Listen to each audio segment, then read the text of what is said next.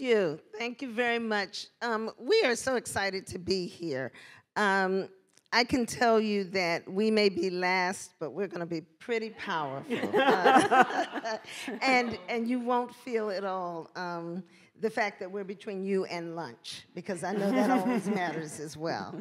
So it's a pleasure to be here. I am going to introduce each of the panelists in the order in which they're going to speak, and then we'll get moving. Let me provide first a little context. So let me just, with a show of hands, how many of you think about money at night related to your projects? How many of you lose sleep thinking about money at night related to your projects, right? It's an important topic, right? And critical.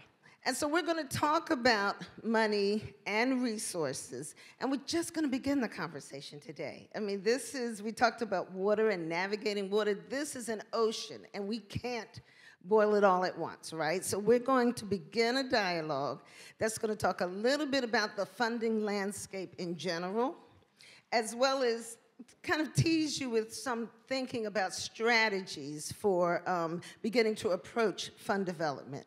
And then we're going to hope that you network and connect with one another. I have gotten assurance that each of our panelists will be around for lunch and are open if you want to approach them directly with any questions or comments.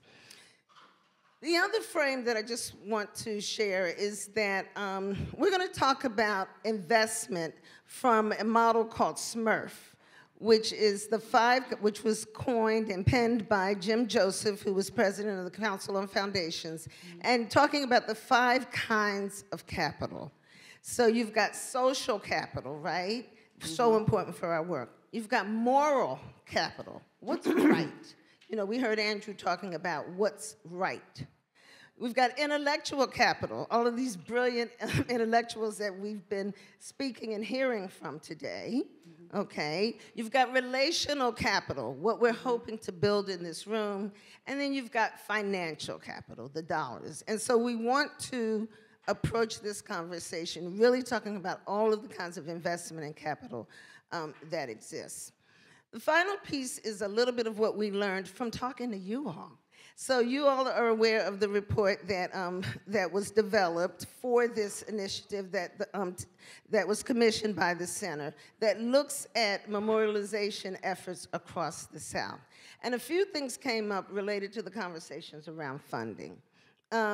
One is that there's money coming in. There are grants. We've heard about Mellon. We've heard about Bloomberg. There are people funding the work and organizations and institutions funding the work.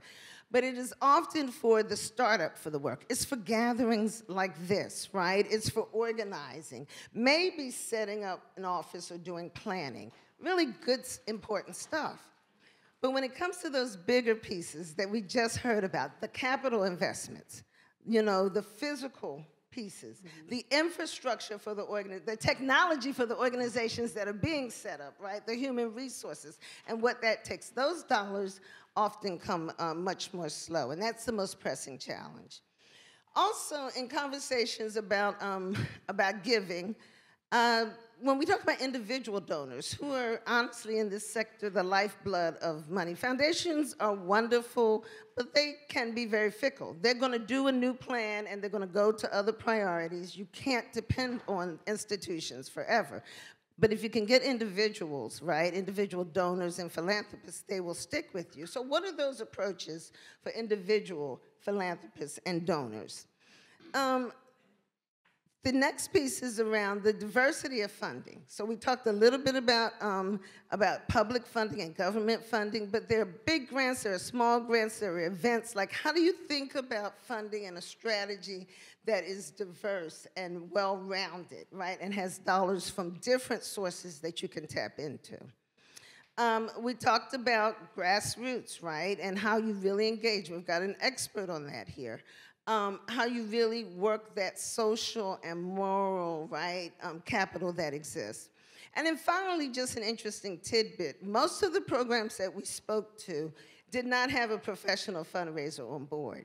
And fundraising is a science. It's an art, absolutely, relational, but it's a science as well. And so the notion of really bringing that science, that rigor, That structure of fund development to the table is just really important. So that's what we learned from you all, and now we want to hear and kind of bring some of it to life.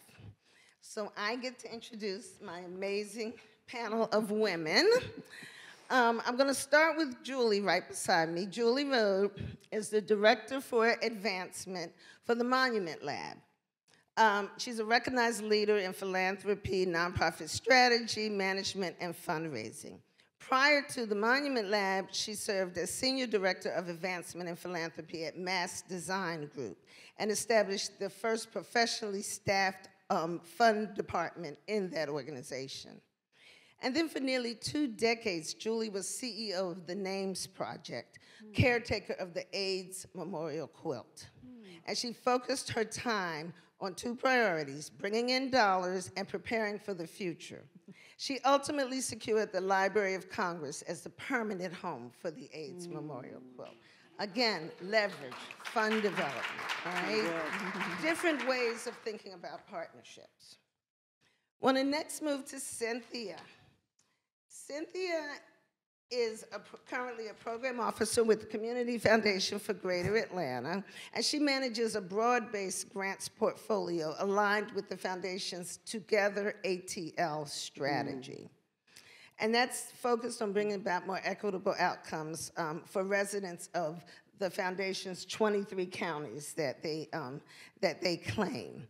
She's a member of the American Academy of Experts in Traumatic Stress and the Green Cross Academy of Traumatology. And this is traumatizing work, right, for you all and for all of us. And so she brings that perspective to the work.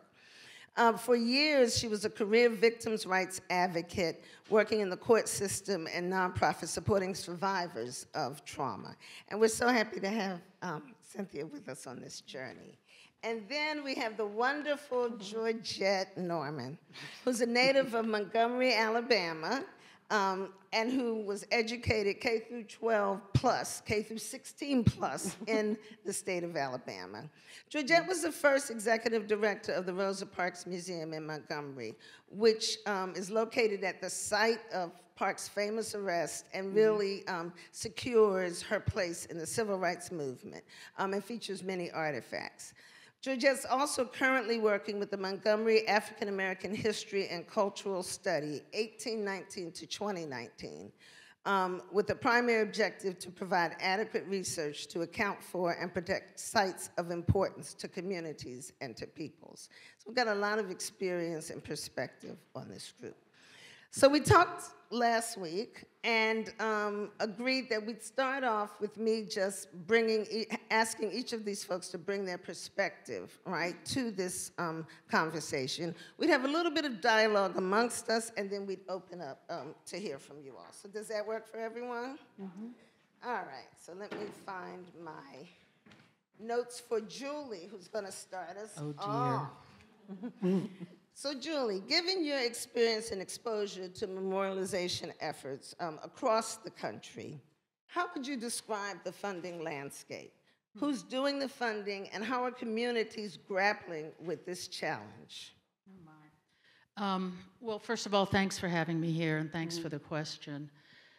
I think first I want to reflect a little bit about the last day or so in this room and what the connections I'm feeling around a couple of things. One is I feel like we're all grappling with the intimate and the epic, right? That we have these intimate details lined in stories, and that we're grappling with evidence and how to present evidence in ways that are both truthful and compelling in ways that people will see their cause in the eyes of your cause. And I think certainly the quilt gives us a couple of examples in that, you know, when we first started, we decided that we were going to lay out our dead on the National Mall. And it was a way of presenting evidence that was being discussed in everything from courtrooms to ballrooms to hospitals as no names, right? Statistics, numbers. And that we were going to go ahead and present the evidence that would allow people to never deny that these were real people who had families who loved them. And in essence, without knowing it, we were doing coalition building work, because the people who actually made these panels, they were moms and dads and brothers and sisters, and they represented a cross-section of society. And why am I telling you all of this when we're talking about money? Because this work is movement building work, and the ability to raise funds means that your cause needs to be a cause that people see as their cause. And so I think I would start by saying a couple of things about the basic landscape. First, a huge nod to Elizabeth Alexander and the Mellon Foundation. I think there's a reason why poets and poet laureates are essential to the fabric of our society. Poets have taken this world and contextualized it for us in ways that call on us to respond. So the idea that if we look at what the Monuments Project is about, and the Path to Freedom Project is about, and the centralizing of humanities in the work, we can see, I think what Mellon is signaling to us is that if we can continue to become a cohort, if we can continue to network like this, these stories that need to be told won't be told in isolation. And I think that's the key if you look at how you want to present your case for support. First thing I would say is the landscape in front of us right now is saying a couple of things. On the federal level, the Institute for Museum and Library Sciences is beginning to look at narrative and storytelling and being able to tell a true and accurate story of the United States. So think about that, right? Then as a result, and you know, I'm gonna say this out loud, I can't believe it, but you know, who we vote for makes a really big difference in how our civic institutions hand out money and how they set policy for what you can talk about. And one of the things that's going on now is thinking about what the library system means to us. So thinking through the notion of community hub, thinking through the idea of really every problem in the world is almost always solved by community and community engagement. So a narrative now would say to you two things. One, that civic engagement, the government platform for funding is beginning to happen in ways that help and strengthen this narrative, that Mellon is a pioneer in this work right now, and that others need to join, and some have. And then two is, and I promise I'll stop soon, you mentioned the major individual donor. Remember, you can connect to their cause. If their cause is climate change, our work actually is engaged in climate change and climate migration. Think about flipping the narrative of we're talking about horrible, horrible crimes against humanity into how do we tell this loving story of survival and strength and descendancy and get people in to being able to tell their truth. Okay, I'll stop. Thank you. I love that. So Cynthia, you are with the Community Foundation, the largest community foundation in the entire Southeast, big player. And they've decided to go all in with this work in this initiative. Why? And particularly, what is the significance in that it is a local effort happening right in this region? Thank you. Thank you for that question. Thank you for having me. You know, one of the things that I think is really unique right now at the Community Foundation, and I must say first that, you know, I also stand on the shoulders of giants, Lesley being one of them here, who really created the harvest and started the seeds for which we're able to do the work at the Community Foundation, is that we're looking at the ways in which we all show up in spaces. We're looking at that we know that access to resources looks differently when you're shaped by the way that you're even given the opportunity of choice in resource. And through our work at Together ATL and really reaching deeply in the places, reaching through the systems change work, is recognizing that the stories that we know that we have are really lived in our bodies. And that really turning the head of what philanthropy and funding looks like is utilizing money that we know, and we just heard from Professor Blackman about the history of that wealth, and turning it and saying wealth can be medicine in the healing that we're trying to do, and how can we steward resources to really uncover the stories and talk about the stories and fill the spaces in between. And so, you know, the Community Foundation is going all in. This is home base. We cannot be the Community Foundation and have the name Community Foundation and not look at the community. We recognize, and in the work that I do and in the team that we have, that we are representatives of the community, and that we have to be not just responsive to the community, but also acknowledge that folks come into different spaces and, you know, access to resources by the way that their communities have been impacted systemically, but also just environmentally, just like Julie mentioned, and all of the intersectional pieces that we know we are as whole beings, and that we are more than, you know, we're multidimensional. We're more than one thing or one experience. And so as in the funding landscape, one of the things that we are really focused on, and in the work in terms of the portfolio that I manage, is how can we address the multi-dimensional experiences that we all have? How can we really anchor the piece of racial equity and shared prosperity? And a question that we continuously ask, and I always ask in different forums too, is what community are you accountable to?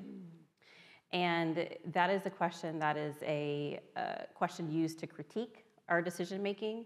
It's used to really uncover and have a sense of discovery for the way that we also are in community with other funders, other organizations, and that our goal is to steward the resources so the work can be as impactful as we would like it to be.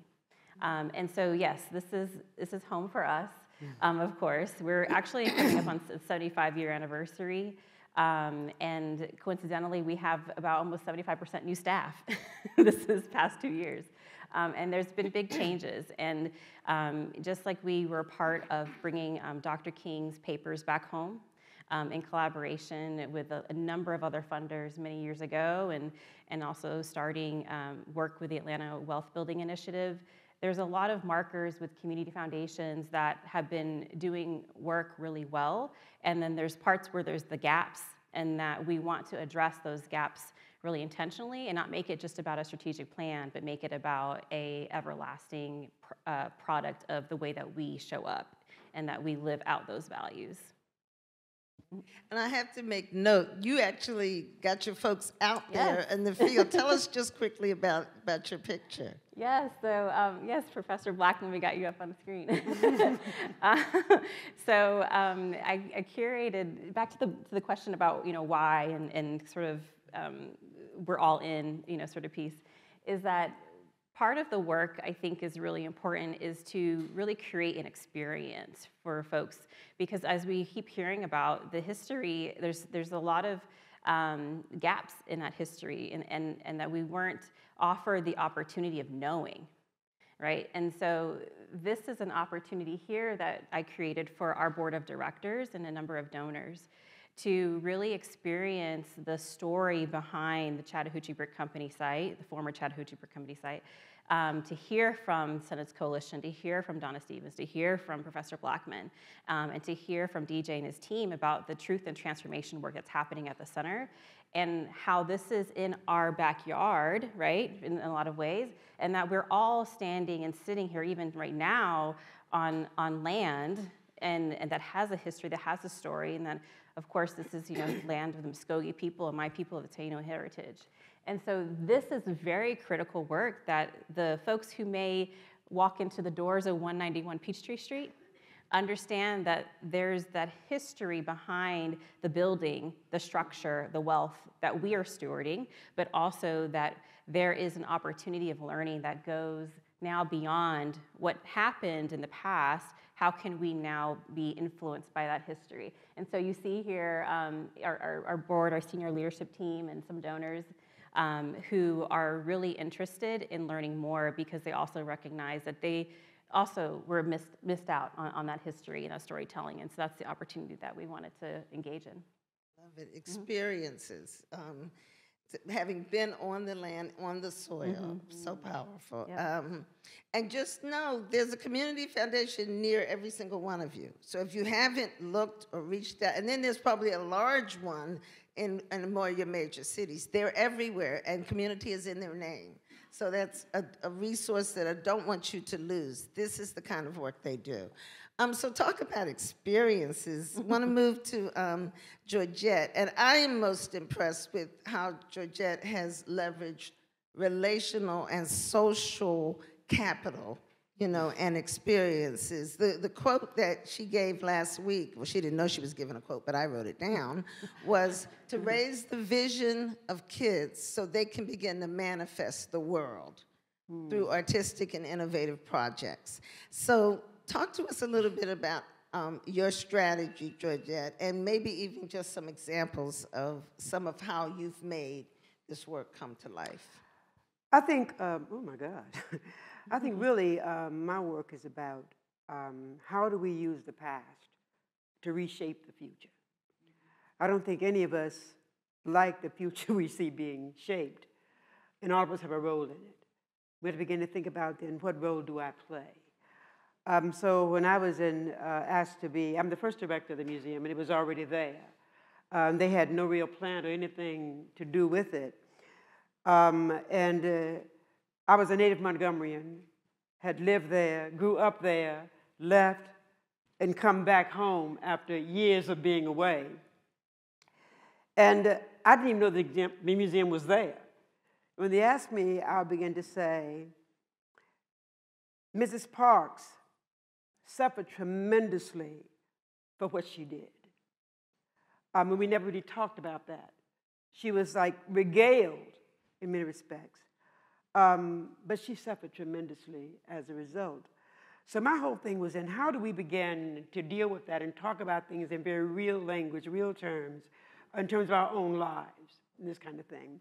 So it's by using the past to reshape the future. So I began to look at, it was the museum was built to really tell her story. But it tells her story pretty much from just the boycott. And I just kind of sat on the bus. And my thing was, let's kind of unpack that all of us can really begin to kind of understand what that is, how it is, and that kind of thing. And what are we really, really talking about? And I would talk to anybody who would listen. People with money, people without money, organizations, sororities, fraternities, you name it. They had a meeting, I was there. Just to begin to talk about, since you're going to talk about Rosa Parks, let's kind of talk about it and raise that level so we all begin to become Rosa Parks and this kind of stuff. So the thing for me was like children. And what do our children know about Rosa Parks? And that she was tired one day and she got on the bus, and wouldn't get up. And while that might be true, that does not move the needle anyway. So my thing was like, how do we begin to tell this without just saying, Rosa Parks, and not having a roll call? Because everybody, like, I was there, I marched, I did this, that. Oh, true, that's wonderful. But what are you doing now? How is that impacting anything that we are now doing?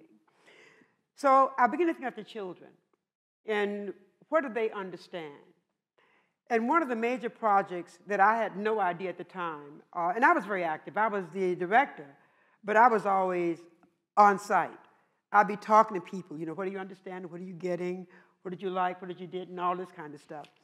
So I decided that I would set up a project for for young people who came that wanted to do something. They wanted an activity. And I decided that if they wanted, that after they toured the museum, they could come into a sacred space that I had. And I would put tables and I put butcher block on them. And they'd come in after they had seen the museum, and I'd have them to close their eyes. And just think about what that experience had been. What was salient to them? What do they remember? And they'd have a pencil in their hand, and they'd begin to draw on butcher block, one big sheet, of what they saw. And I let them go through that until I figured they had something down there. And then I'd say, stop. And they'd look at it, and I'd give them all a piece of the paper, the printing paper. And then they would actually draw their picture. And the thing that really sticks back, that the picture I really remember right now, is one little girl. She was in, I think, first or second grade. And she had taken a marker, one of those magic markers, and she was painting her fingers. And I was very confused. I'm like, oh my gosh, she's getting all this ink on her fingers. And she was just busy. And I was like really confused. And then she put it on the paper. And I was asking her, she says, they fingerprinted Mrs. Parks. Now, we talk about it all the time, but we never unpack what children are getting out of that. They understand arrest. They know what it means to go to jail, go to prison, all that kind of stuff. And everybody talks about Mrs. Parks, fingerprinted, but the thing that came to this first or second grader was she was fingerprinted. And that's major. So we have to give them an opportunity to really unpack that which they know and they understand. So I think when you're talking about these kind of, your institution represents something. Begin to unpack and let your audience tell you what they want to know and understand. And then you begin to build programs around it. Another one I did was Rosa Parks' 100th birthday. And this has come all the time. So I would give them a little form that they could put their name and all that kind of stuff on it. And Rosa Parks, now look at the thing is, again, the world you want to see. And I asked them their wish. What is your wish, if you could have any for the future? What's the world you want to see and live in? I was overwhelmed. We got not only from just our visitors that came to the museum, people heard about it, they began to ask me to send them. We got them from all over the world. We actually received, I think it was like about 2,500 of them came in. I was overwhelmed. And we actually categorized them based upon the things they actually said within their bush. And number one was behavior change. Never would have thought about it. And the second one was the largest one was equality. And this was coming from all ages of everything. And it also became a fundraiser. People would actually send money, to kind of support something of that nature. And what's really important about that is people began to come in and ask if they could, was it too late to give them a wish or something like that.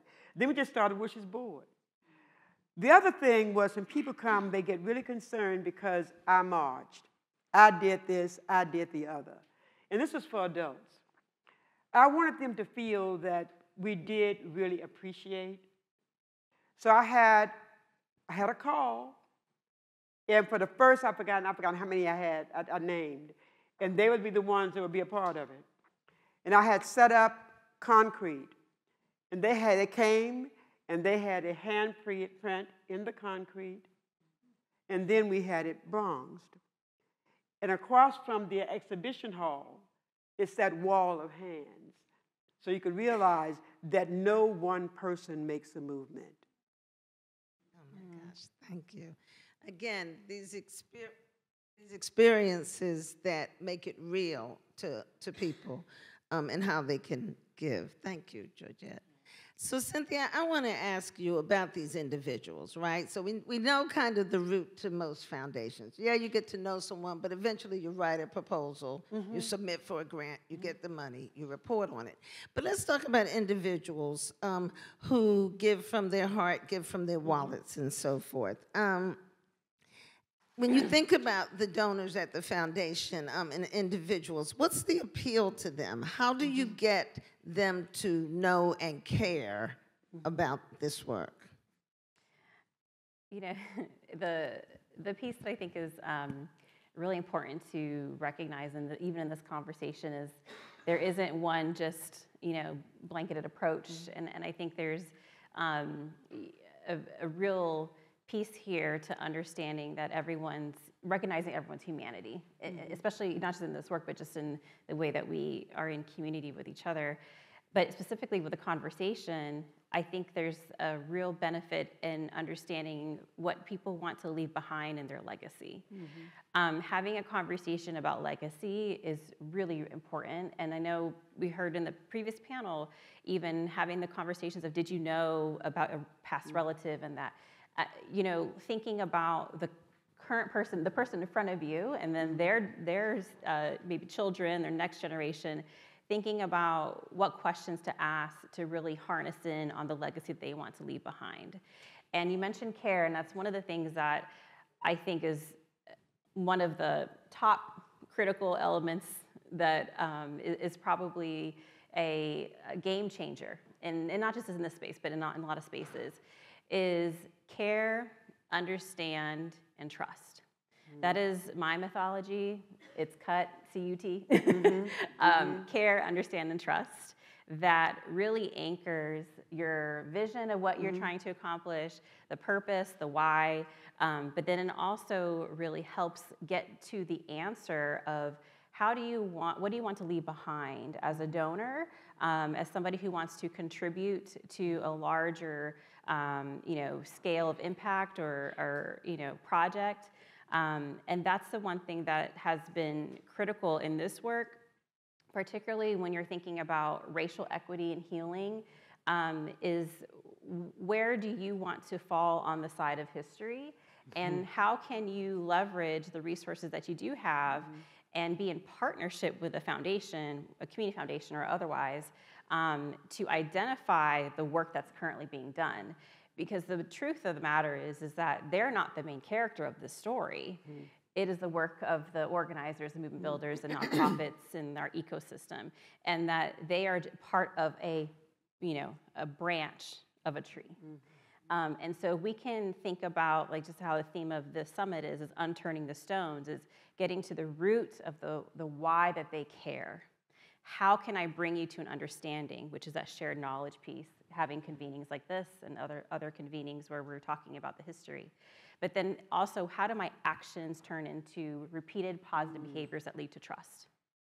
And so we can become a coalition in that sense too, a micro coalition of folks that they can trust to build that understanding, that have that care, that lead to long-term, multi-year grant supporting and funding.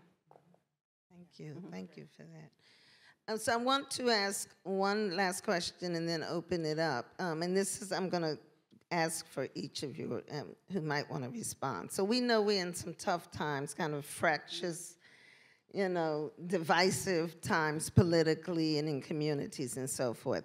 How do you see that impacting funding for tough topics, right? Topics that folks don't want to hear about, know about.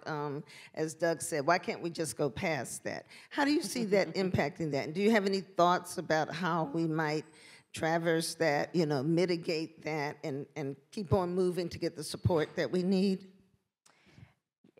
Go ahead, Joel. I, of course, have a gut feeling about it, but I'm an eternal optimist. I think that we are always in contested times and spaces when we're doing the work of social justice. And so I think from a perspective of somebody who goes and seeks funding from others, I look at it as we're making a promise, and we're making a promise not only to the donor, but to the people we serve, and as a 501c3, you're serving the American taxpayer. And so I think that I just plow on thinking that, you know what, everybody's gonna wanna get involved in this, and whoever doesn't will come along later. Somebody once said that, and I think it was Gloria Steinem of all people, and I might be wrong, that hope is actually a plan, and it is a part of planning, and it's really awfully hard to lead with hope sometimes, but that is contagious, and the work we're doing is in spaces that feel a little bit like disease manifestations sometimes, right? And that by having people see that they are able to be a part of something with a $5 gift is as important as having people see that they are a part of something with a $5 million gift. And if we can lean into those levels, I think it's possible, but you know, it's just how I'm cut. We're gonna have tension, we're gonna have political discourse, perhaps, please, dear God, not as divisive as we have been, but that's my take.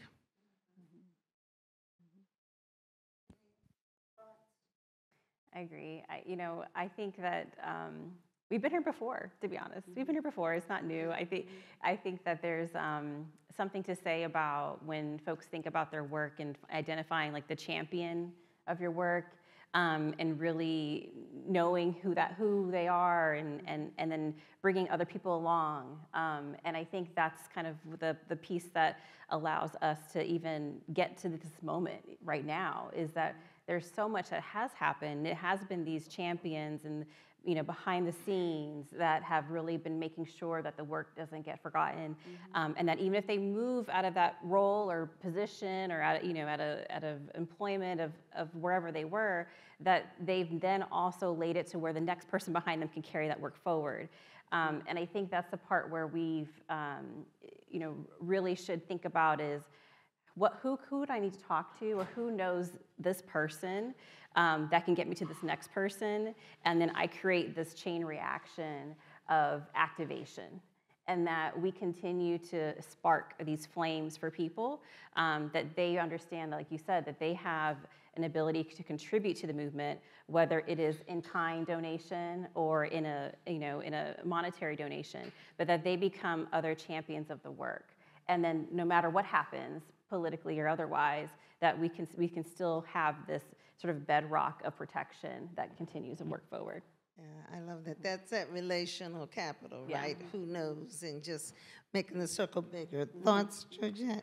I think that none of us are alone. And I think sometimes we get caught up with this mind, and we don't own anything. You know what I'm saying? The ownership becomes real when all of us are invested in it. And I think the more people you involve in it, the better your chances are. The other thing I think that's really important is you never know who's watching. You never know who has money. You never know who's watching. And most of the things that I've done and been able that people will give me the credit for and stuff like this, I just run my mouth all the time. If it asks me a question, it comes out, the idea just kind of comes out. And most times I don't even have any ideas coming out. And then somebody will call me and say, well, you remember so-and-so, so-and-so, so-and-so, are you still working on that? It's like, oh, well, I am now, But I think it's like people want to be engaged and involved. And oftentimes we hold on to it like it's our baby, you know. And when I was looking at trying to get ready for this, I found out that when I worked with my partner with the Smithsonian for 381 days, Montgomery Bus Boycott Story, and we traveled around the country with it. And it went from 2005 through 2010, and it never came to Atlanta. So I'm saying like, whoa, y'all. But I think that, I'm thinking is that you never, that just came out of the whatever, you know, and you don't know. So I'm saying, hold on to whatever it is that you believe and whatever it is that you want to see, that there are others that also want to see it, and they've just not thought about it because they think they're just alone, and why bother about it? Mm-hmm. And the more people begin to see what that is, the better it is. I think you asked me one question about my greatest achievement or something like that. And I think it was getting the university to think about that the museum could not be about Rosa Parks. It had to be about the history of a people who decided that I am more than you think I am.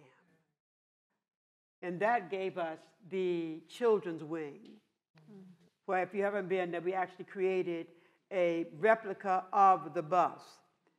And people get on it as though they are standing at the corner waiting to get on the bus.